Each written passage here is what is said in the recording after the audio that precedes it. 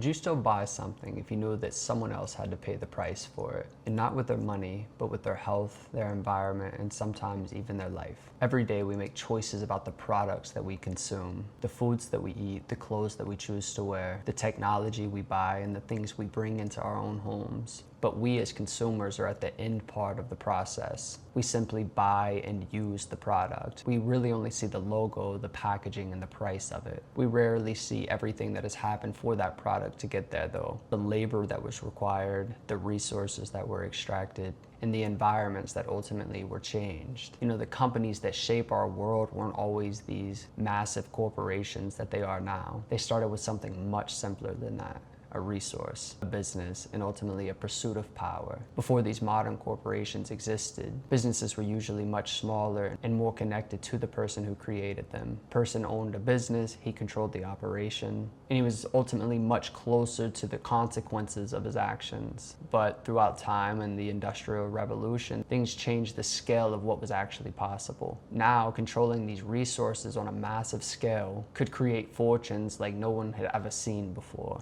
One of the clearest examples of this was oil. In the late 1800s, oil became one of the most valuable resources on Earth. But you see, finding oil was only part of the equation. Real power came from actually controlling everything around oil, the entire operations. And who is better to mention than John D. Rockefeller? See, he understood this better than almost anyone. Producing the product was not enough. Like I said, you have to control the entire system behind the product. In 1870, Rockefeller created something which is known as Standard Oil, and this business eventually expanded into refinery, distribution, and ultimately every step between the resources being extracted and the consumer. And from a business perspective, this is incredibly effective. Your costs decrease, your efficiency increases, but it does create a new problem in that when one company becomes powerful enough to control an entire system, efficiency can quickly turn into dependency. Power becomes concentrated and the competition becomes a bit harder. But also the people that are affected by those decisions are further removed from the people making them. It is this idea that shaped what is now known as modern corporate power. You must control the system, own the infrastructure, and control the path between production and consumption. But over time, this idea expanded and companies began not only controlling one resource, but multiple resources.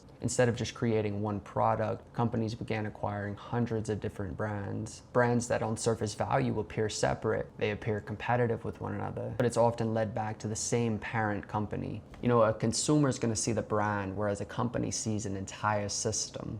And I think that this is what makes modern power so difficult to recognize. You know, corporations are not necessarily created with the intentions of trying to cause harm to their consumers, but they are created around incentive, growth, competition, and profit. You know, a company that wants to survive really just has to ask themselves one question: how can they produce more while spending less? And again, we're not just talking wealth. Some costs are simply just moved to some other place. And economists would call this externalities. This is when the consequence of an action is experienced by somebody who is not involved in making that decision. A company can lower their costs, but it's going to show up somewhere else, sometimes in the form of something like pollution, environmental destruction, or even unsafe labor conditions. Communities that have little power to influence these larger corporations are ultimately the ones being most affected. And you see, one of the more defining characteristics of modern corporations is the distance between the decision and the consequence. A decision can be made in a corporate office somewhere in New York City that affects people thousands of miles away. And this distance changes the way that responsibility works and is felt, because the more distance that there is, the easier it is to ignore the actual problem. I'm sure you've heard of the brand Nestle. This company is one of the largest food and beverage corporations in the entire world, owning hundreds of brands across multiple industries. But over the years, they've faced their own set of criticisms, whether it's their plastic pollution or the cocoa supply chains, or even their water extraction, where they've been found to have extracted groundwater in areas that are known to have concerns about water scarcity and general access. You know, whenever a resource is necessary for survival, who should have the priority over it? A company that's going to profit from selling it, or the very people that actually depend on it? And the reason these issues are so difficult to see is because almost nothing comes from one place anymore. A chocolate bar is not going to be created in one factory. You know, the sugar might be from one continent, whereas the packaging might be from another. It's moving through ships, through through factories and through retailers before it ever even reaches us. By the time that it finally does reach our hands, the people and the environments that were essential in creating it are thousands of miles away. Again, we experience the product, but not the process behind it. And so who's responsible for all of this? It's very easy to imagine some cynical villain sitting at the top of a tower in New York City, knowingly causing harm to all of these consumers, but I'd say that it's a lot more complicated than that. These corporations are largely made up of thousands of people. You have your executives, your employees, your managers, and then your shareholders. These entire systems are built around specific goals, though.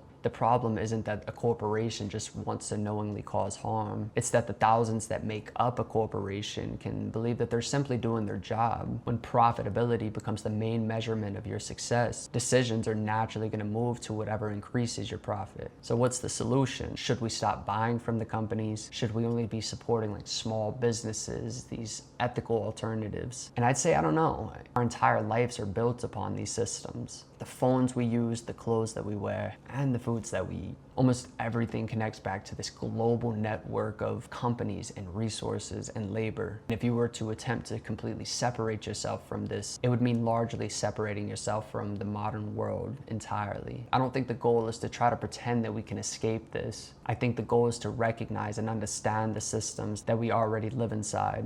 And we do live in a democracy, so use that to your advantage too, I guess.